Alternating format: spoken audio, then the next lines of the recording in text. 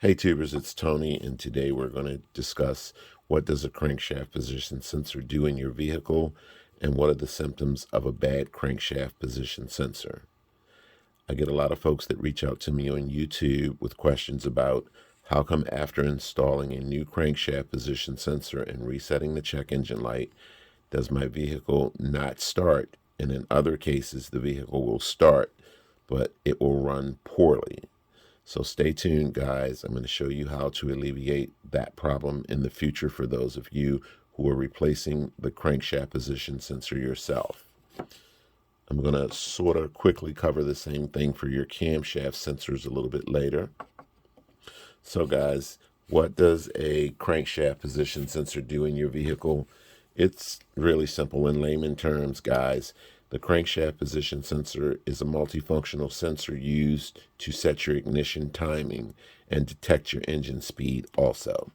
So what that means for you is it makes your vehicle start up and run smoothly as long as the sensor is working correctly. What are the bad signs of a crankshaft position sensor, guys? You could have engine stalling.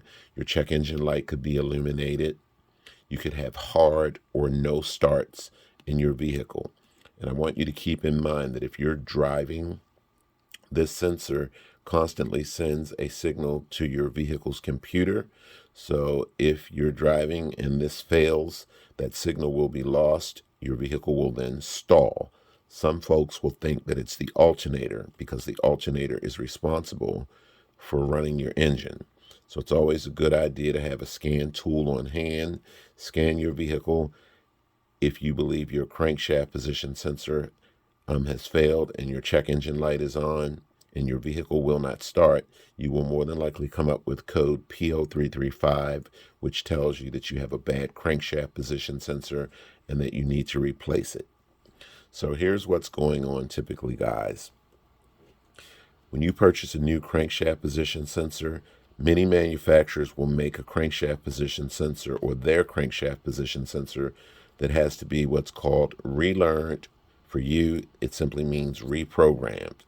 What does that exactly mean, guys? That means that when you install this new sensor, reset your check engine light, this sensor needs to be programmed so that your vehicle's computer and it can speak the same language. So in order for your vehicle to start up and run smoothly, if you've purchased such a sensor, it must be programmed. Okay? If you purchase such a sensor, guys, you can go to YouTube and look for a video to try and help you relearn your sensor. You can Google to see if you can find literature to help you relearn your sensor. If all else fails, you can go into the dealership and ask for help. But keep in mind, the dealership does nothing without a fee being involved, okay? Most of the time anyway. So what I want you guys to do to understand this process for yourself and how many people, unbeknown to them, purchase a sensor that must be programmed and they just don't know. Even when you go to your local auto parts store, they'll just sell you whatever sometimes and they won't tell you that the sensor needs to be programmed. Maybe every now and then you'll get a good salesperson that will bring that to your attention. Okay, so be clear when you go to the local auto parts store. You want to ask, does my new sensor need to be relearned or programmed? If that's the case, you don't want to buy that sensor unless you want to go through the hassle of trying to figure out how to program your sensor, because there are other sensors out there that you can simply buy that do not need to be programmed.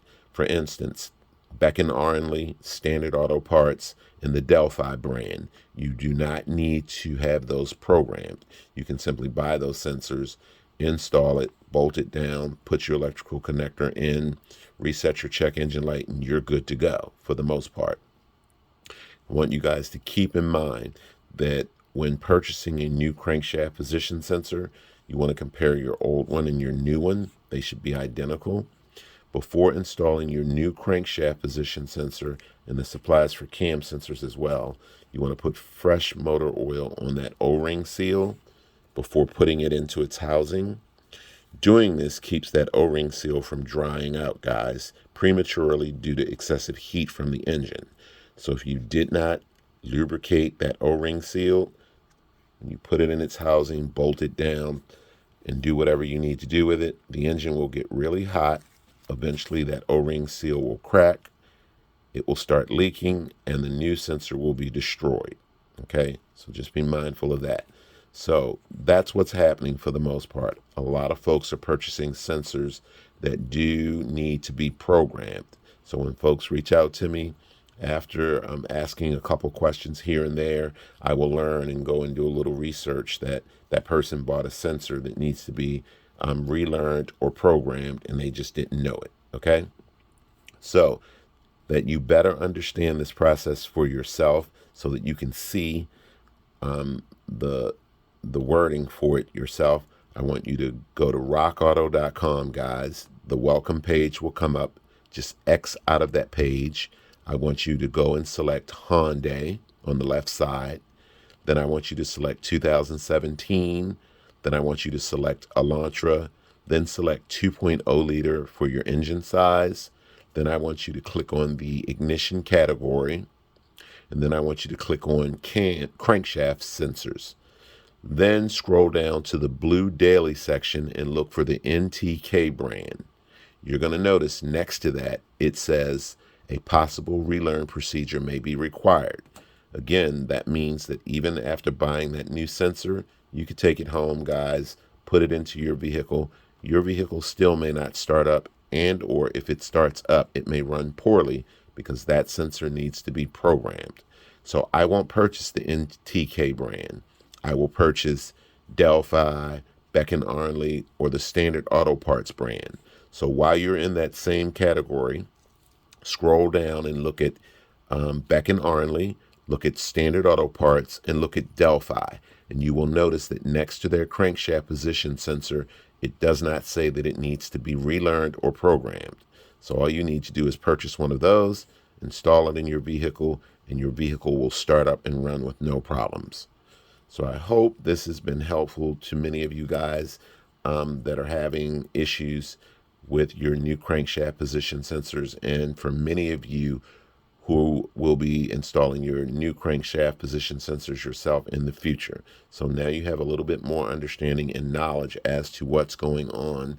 And remember, you don't want to purchase a sensor that needs to be relearned or programmed, okay? You want to buy one of the brand names that you can simply install in your car, reset your check engine light, bolt, reconnect, you're done.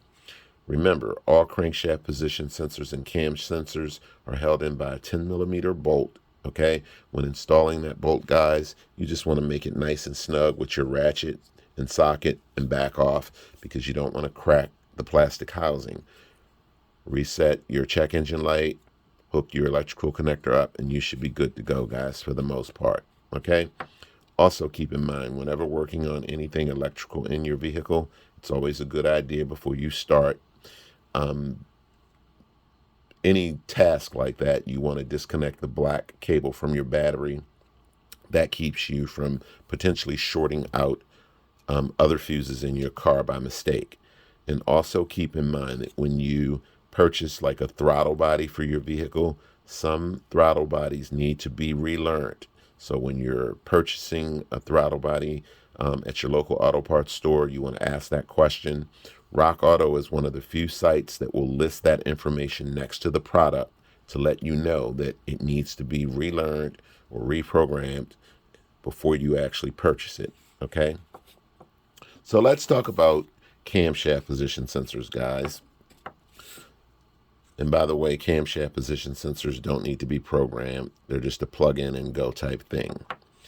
Some manufacturers rather, actually have one camshaft position sensor located on top of the engine, and most camshaft position sensors are typically located on top of the engine someplace. In some cases, some camshaft position sensors may be hidden by something on top of the motor, but it's usually on top of the motor someplace. But again, some manufacturers have one camshaft position sensor on their vehicles. Some manufacturers have two camshaft position sensors on their vehicle. Some manufacturers, like Lexus, actually have 4 camshaft position sensors located on some of their vehicles. If for one reason or another you cannot locate your crank or camshaft position sensors on your vehicle, go to YouTube and search for a video. If you're unable to find such a video, take your VIN number, go into your local dealership. They will provide you with a printout that will show you where these items are located at.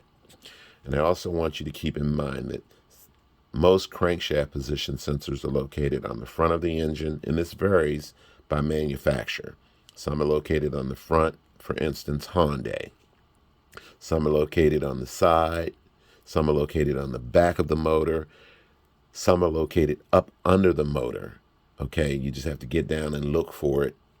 And some are actually located inside the timing chain. So if you're looking for it and you just can't find it, for instance, like I think it's the 2004 Hyundai Santa Fe, the crankshaft position sensor is hidden inside the timing cover next to your timing belt. So you'll never see it unless you take the timing belt off. Okay?